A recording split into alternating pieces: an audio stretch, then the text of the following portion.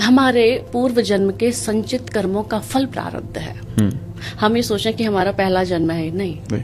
हमने न जाने कितने जन्म लिए होंगे और कितने जन्मों में कितने कितने घोर पाप भी किए होंगे, पुण्य भी किए होंगे, और जो आज हम सब देख रहे हैं ये हम अपने पूर्व जन्म का प्रारब्ध भोग रहे हैं। अब इस जन्म में जो हम करेंगे वो हमारे अगले जन्म को आगे लेके जाएंगे कि हमें क्या मिलेगा, कैसे मिलेगा। तो प्रारब्ध किसी भी व्यक्ति के जीवन में बहुत बड़ा रोल प्ले करता है।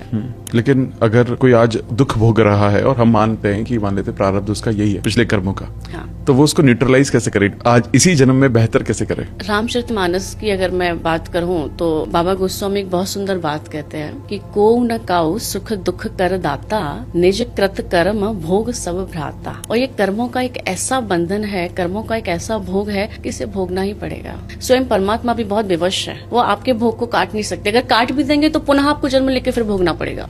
एक संत हुए बहुत बड़े, तो जिनको बहुत भयंकर बीमारी लगी, गले का कैंसर हुआ, बहुत कष्ट होता था, बहुत रोते थे और भगवान के परम भक्त थे। तो भगवान उनके पास आए, भगवान को बड़ा कष्ट हुआ। भगवान ने कहा बाबा मैं आपको ऐसे देख नहीं पाता, मुझे बहुत कष्ट होता है जब आप ऐसे चिल्लाते हैं, जब आपको ऐसी तड़फन होती है, और मैं आपके इस कष्ट को काट सकता हूँ। तो संत ने कहा प्रभु काट भी देंगे तो अगली बार फिर भोगना पड़ेगा। प्रभु बोले ये तो है, भगवान भी इस चीज के आगे विवश हैं। विधि के विधान में प्रभु भी कोई व्यवधान नहीं डालते। हमने जो किया है आज हम ये सोचें कि इतना हम भक्ति करते हैं, भजन करते हैं, प्रभु की शरण में रहते हैं। अब प्रेमानंद बाबा का अगर हम उदाहरण लें तो प्रेमानंद बाबा ने इस जन्म में क्या ही किया होगा, लेकिन आज देखिए ना बाबा कितने कष्ट में है, इतनी भयंकर बीमारी से जूझ रहे हैं, एक गिलास पानी भी ढंग से पी नहीं पाते हैं। तो ये सब प्रारब्ध का खेल है।